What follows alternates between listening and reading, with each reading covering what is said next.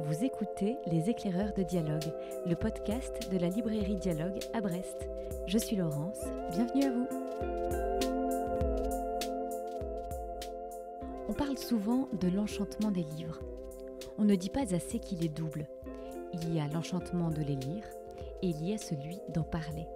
Cette citation d'Amin Maalouf tirée de son roman Les Désorientés résonne fort avec le cœur de notre métier de libraire. Lire et en parler avec vous. Dans ce nouvel épisode de notre podcast, Julien, Adeline et Nolwenn, tous trois libraires à Dialogue, partagent leur dernier coup de cœur. Ce qui, nous l'espérons, suscitera chez vous des envies de lecture. Et pour commencer, c'est Julien qui nous fait découvrir un premier roman marquant. Les Contemplés, dans la très belle maison d'édition La Manufacture du Livre. Pauline Hillier a eu multiples vies, notamment elle a été fémène, elle a beaucoup manifesté et là elle s'inspire de ce qui lui est arrivé en Tunisie lorsqu'elle a été arrêtée lors d'une manifestation. Elle a été envoyée donc dans cette prison tunisienne. Elle raconte son quotidien avec une minutie quasi chirurgicale. On a l'impression d'y être, des mots assez crus et en même temps une certaine poésie. Donc elle allie les deux, c'est ce que j'ai aimé. Et justement, je voulais en lire un passage pour vous donner un peu une petite idée de la tonalité. Le deuxième matin de ma nouvelle vie de prisonnière est maussade. Je suis triste dès le réveil. La nuit m'avait fait oublier ma détention, et quand j'ouvre les yeux, la réalité me revient comme une gifle au visage. Je commence à comprendre douloureusement qu'il y a peu de chance pour que je sorte d'ici aujourd'hui, ni demain, ni probablement après-demain, et que je risque de vivre encore de nombreux réveils comme celui-ci. Mais tandis que je peine à émerger de ce pénible cauchemar, le train-train quotidien de la cellule s'est déjà mis en place. Elle avait comme seul bagage, entre guillemets, le livre de Victor Hugo, Les Contemplations. Et pour être un peu respectée au sein de la prison, elle a dit qu'elle pouvait le lire dans les lignes de la main, ce qui lui a valu d'être un peu protégée et de faire la rencontre de femmes assez incroyables, de femmes tunisiennes qui ont été emprisonnées effectivement pour avoir commis divers crimes. Mais en fait, on comprend comment elles sont en arrivées là. Elle arrive en fait à faire parler ces femmes et à raconter ces histoires. Et donc, on est au cœur, on vit avec elle. On a envie aussi de connaître un peu l'issue parce que, voilà, elle est française en Tunisie, donc elle a des droits. Mais c'est pas forcément ça l'essentiel. Ce que je retiens de ce roman, c'est l'hommage vibrant à ces femmes qui ont à la fois un pouvoir et qui ont une âme et une histoire absolument impressionnante.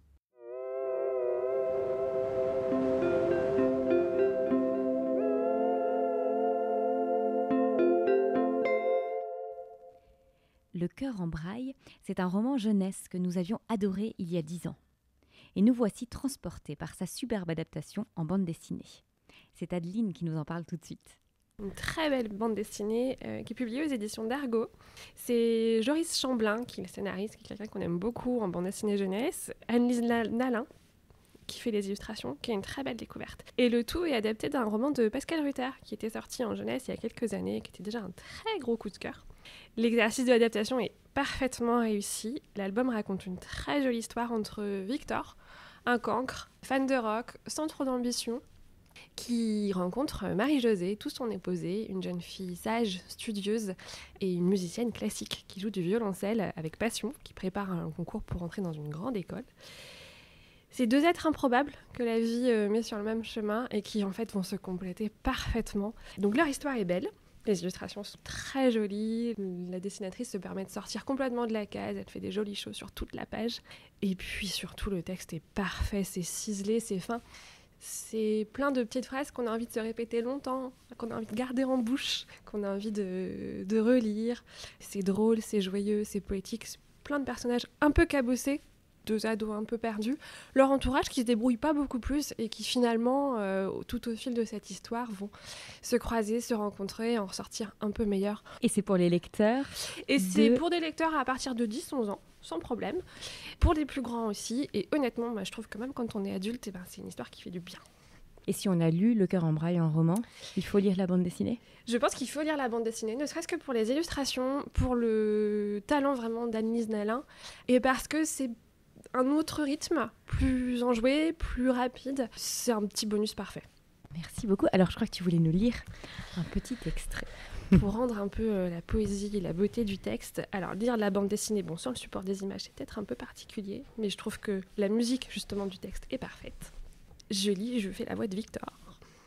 La musique s'élevait au-dessus des têtes, planait dans la salle, intense, immatérielle et limpide.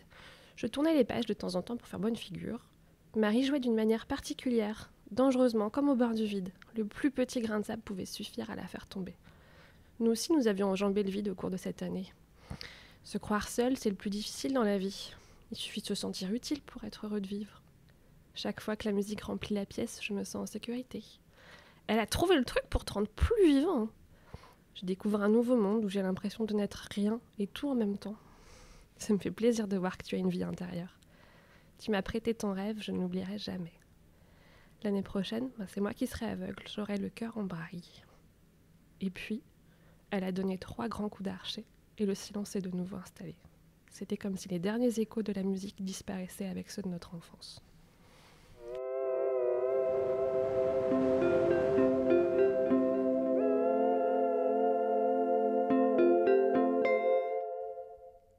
À présent, Nolwenn nous propose une plongée dans son dernier coup de cœur, le recueil de poèmes du chanteur Arthur Théboul. Le poète est cuit. Dans un gros pot de terre, il signe sa fin. Empreinte légère, au revoir, adieu. Dans la glaise sculptée, il murmure un peu. Hanté par les parfums profonds, son souvenir s'épuise avant d'arriver à la main qui signe. Au carrefour, il se fait au revoir de la main. C'est lui-même qu'il laisse. Ne m'en veux pas, dit-il au poète qui était là, en lui, et qu'il laisse sur le bord de la route. Ne m'en veux pas, mais c'est trop fatigant, tes yeux à l'intérieur de mes yeux, ton avidité, tes alertes, ta détresse momentanée et permanente, tu m'épuises aussi, tu me tords. Je voudrais soulager ta peine, quand tu regardes à l'intérieur de moi, depuis mon intérieur.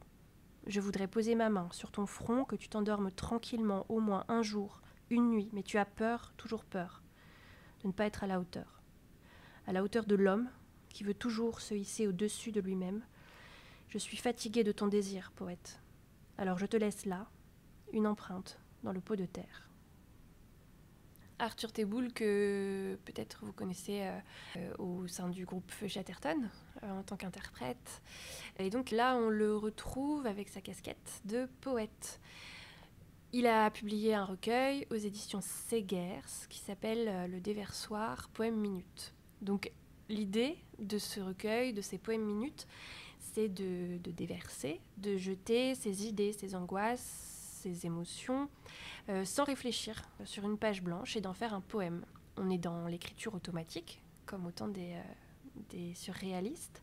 On laisse les mots venir, seuls, à toute vitesse, on laisse libre cours à nos pensées. Il n'y a pas de contrôle, en fait. Et moi, j'ai beaucoup aimé cette idée d'abandon aux mots, à la poésie. Et surtout, ça en fait un recueil qui est très large, dense, dans le sens où il n'y a pas de thématique particulière. On passe d'un poème à l'autre sans qu'il y ait de lien.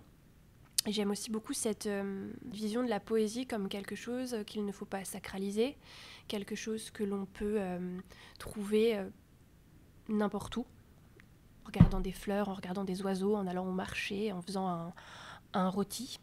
En cela, Arthur Théboul propose quelque chose de novateur, d'original, et il le fait comme toujours dans tout ce qu'il entreprend avec beaucoup de talent.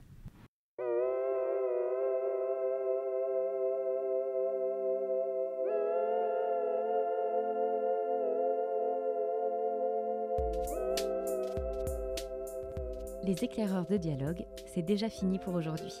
Un grand merci à Julien, Adeline et Nolwenn. Et vous pouvez retrouver tous les coups de cœur cités dans ce podcast et bien d'autres encore sur notre site librairiedialogue.fr.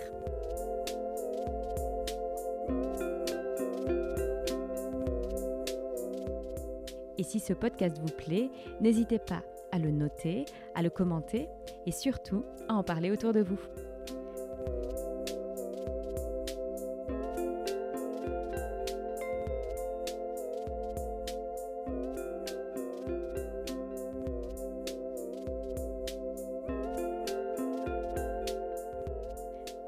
De mon côté, il me tarde déjà de vous retrouver pour de nouvelles découvertes.